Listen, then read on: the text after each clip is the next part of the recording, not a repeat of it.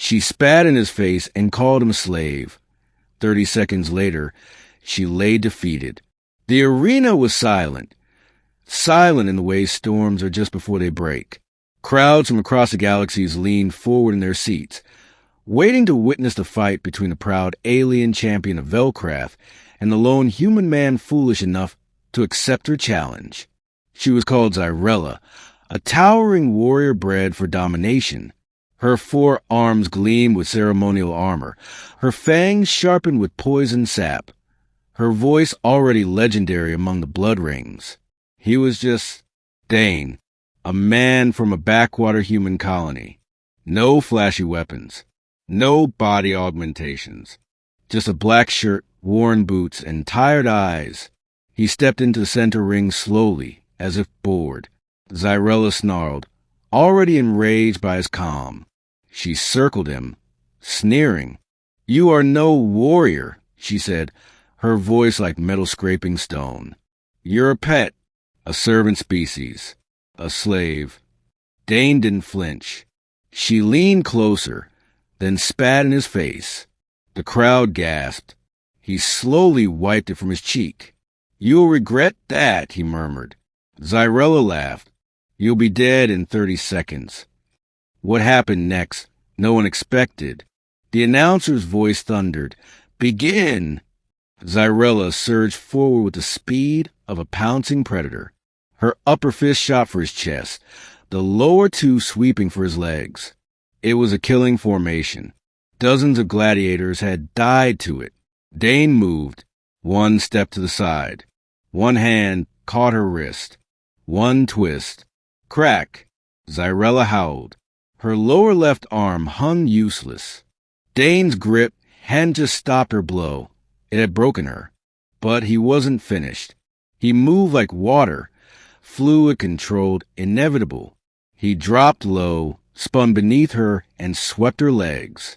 She fell with a crash that shook the arena. She tried to rise. Too late. He was already on her, pressing his palm lightly to her throat. Not choking, controlling. She froze. In less than 30 seconds, the alien warrior who had called him a slave lay defeated, panting, staring up into the eyes of the man she had spat on. The crowd was utterly silent. Then, one by one, gasps and murmurs began. Did he even use a weapon? Did she even land a blow? Who is this human? Dane stood up slowly, brushing dust from his pants. His eyes met Xyrella's.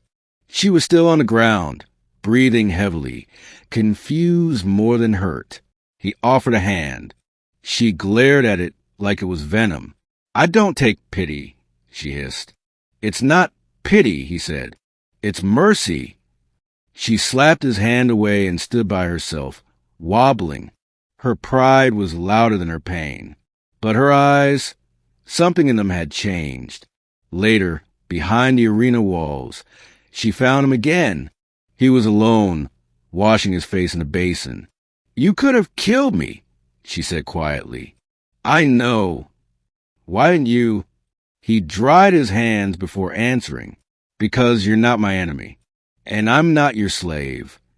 Xyrella said nothing for a long moment.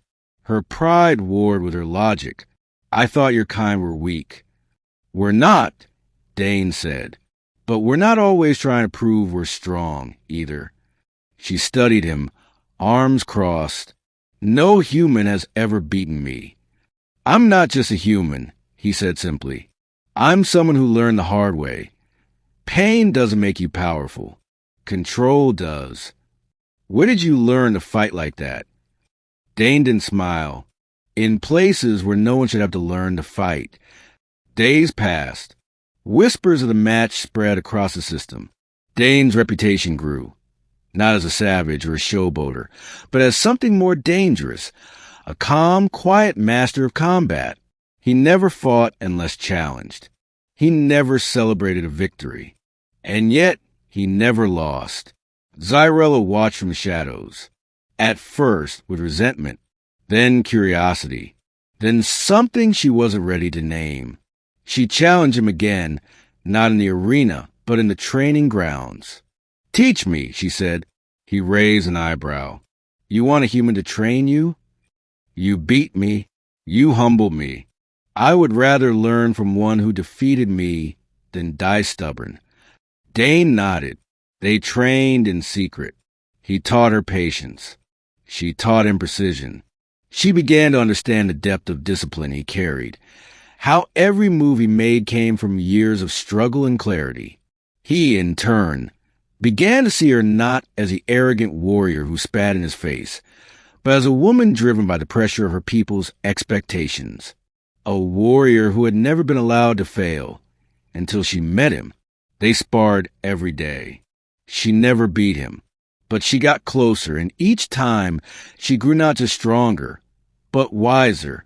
One night, after a brutal session, she sat beside him on the stone bench, her body bruised but her eyes bright. I hated you at first, she admitted. You showed me I wasn't invincible. And now, he asked. I still hate you, she said, then added softer, but only a little.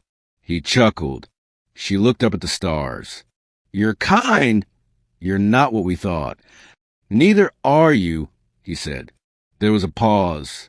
Then quietly she said, I'm sorry I called you slave. I forgive you, he replied. The next time they entered the arena, it was not as enemies, but as a team, a mixed pair match. Human and alien. No one knew what to expect, but together they were unstoppable. And this time, when the crowd roared, it was not just for blood, but for the strange, unexpected bond forged in defeat, humility, and mutual respect. And maybe